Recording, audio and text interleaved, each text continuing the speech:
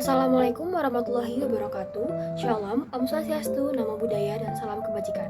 Perkenalkan, nama saya Alisa Sastra Kusuma dengan NPM 25066035664. Dan pada kesempatan ini saya akan membahas refleksi diri mengenai dilema etik yang terjadi pada kehidupan sehari-hari.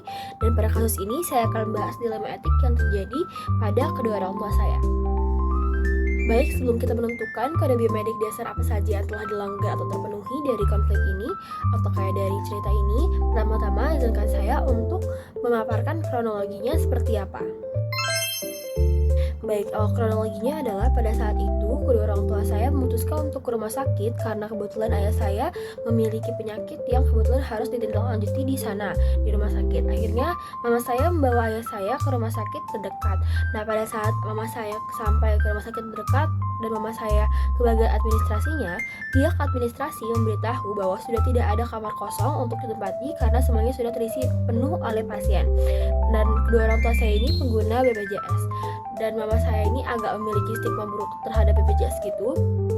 Dan karena mama saya ini memiliki stigma buruk, mama saya ini kurang percaya kepada si pihak administrasi tersebut. Akhirnya mama saya menghubungi kenalannya yang kebetulan adalah orang yang memiliki jabatan di BPJS, dan kebetulan orang ini memegang daerah di sekitar rumah saya dan termasuk rumah sakit itu di dalamnya. Setelah tidak lama melakukan percakapan, akhirnya rekan mama saya ini berbicara bahwa sudah ada kamar yang dapat ayah saya tempati.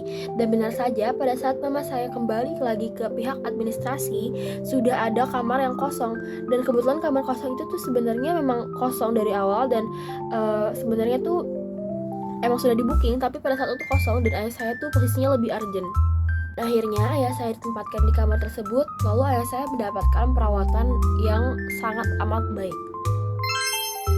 Dari kronologi yang telah saya paparkan, dapat disimpulkan bahwa ada beberapa kode biometrik dasar yang dilanggar pada kasus ini. Kode biometrik dasar yang dilanggar yang pertama dan yang paling jelas adalah justice. Karena pada kesempatan ini, kedua orang tua saya kebetulan memiliki rekan BPJS, sehingga mereka dapat terbantu. Namun, bagaimana jika mereka yang tidak memiliki rekan BPJS seperti kedua orang tua saya? Apakah mereka akan terlantar? Padahal, konsep justice adalah kesetaraan bagi setiap orang, apalagi dalam hak kesehatan. Yang kedua, dari kronologi yang telah saya ceritakan, secara tidak langsung rumah sakit telah melanggar non-maleficence karena rumah sakit menunda-nunda ayah saya untuk mendapatkan kamar, sehingga rumah sakit secara tidak langsung menunda-nunda ayah saya untuk mendapatkan tindakan lebih lanjut, sehingga bisa jadi rumah sakit menempatkan ayah saya pada resiko yang lebih buruk. Yang ketiga, namun ini prinsip yang terpenuhi, yaitu prinsip beneficence.